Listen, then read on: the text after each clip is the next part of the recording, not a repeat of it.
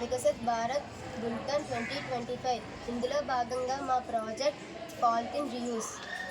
నేను ఈరోజు ఆత్మనిర్భర్ భారత్ అనే గొప్ప ఆలోచనలో భాగంగా పాలిథిన్ రీయూజ్ అనే చిన్నదే కానీ ప్రభావవంతమైన ప్రయత్నం గురించి చెప్పబోతున్నాను. ఆత్మనిర్భర్ భారత్ అంటే స్వయంగా ఆధారపడే పర్యావరణాన్ని కాపాడే భవిష్యత్తు తరాల కోసం బాధ్యతగా నిలిచే భారత్. మన దేశం అభివృద్ధి చెందాలంటే పర్యావరణం కూడా ఆరోగ్యంగా ఉండాలి. కానీ ఈరోజు పాలిథిన్ వాడకం వలన మన భూమి, గాలి, నీరు అన్నీ నాశనం అవుతున్నాయి. మరి ఈ సమస్య ఏంటంటే పాలిథిన్ మనకు తాత్కాలిక సౌకర్యాన్ని ఇస్తుంది, కానీ దీని నష్టం శాశ్వతం. ఇది జీర్ణం కాని పదార్థం. నేలలో వందల సంవత్సరాలు అలాగే ఉంటుంది. డ్రైనేజీలు మూసుకుపోతాయి, వర్షపు నీరు నిలుస్తుంది. పాలిథిన్ కాల్చితే విషపూరిత వాయువులు విడుదల అవుతాయి.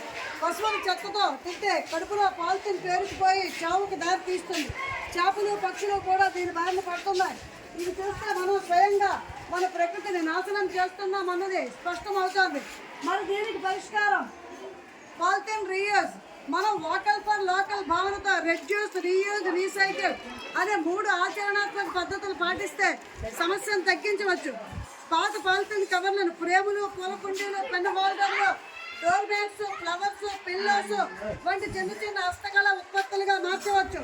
పాలిథిన్ రోడ్ల నిర్మాణంలో ఉపయోగించడం ద్వారా పునర్వినియోగం చేయవచ్చు. క్లాత్ బ్యాగ్స్, జూట్ బ్యాగ్స్ వాడకం ద్వారా పాలిథిన్కు ప్రత్యామ్నాయాన్ని చూపించవచ్చు.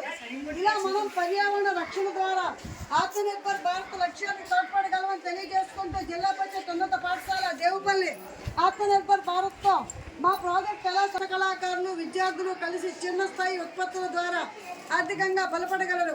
ఇది నిజమైన ఆత్మనిర్భర్ భారత్కి దారితీసే ఒక చిన్న అడుగు. మరి మా కన్క్లూజన్ ఏంటంటే మన చేతిలో ఉన్న చిన్న మార్పు, ఒక క్లాత్ బ్యాగ్ వాడకం మరియు ఒక పాలిథిన్ కవర్ రీయూజ్ చేయడం, అంటే దీనిని డోర్ మ్యాట్స్గా అల్లడం, తాళ్లుగా తయారు చేయడం అనేది దేశాన్ని పర్యావరణ పరంగా బలమైనదిగా, ఆర్థికంగా స్వావలంబనంగా మార్చగలదు. స్వచ్ఛ భారత్, సుస్థిర భారత్, ఆత్మనిర్భర్ భారత్.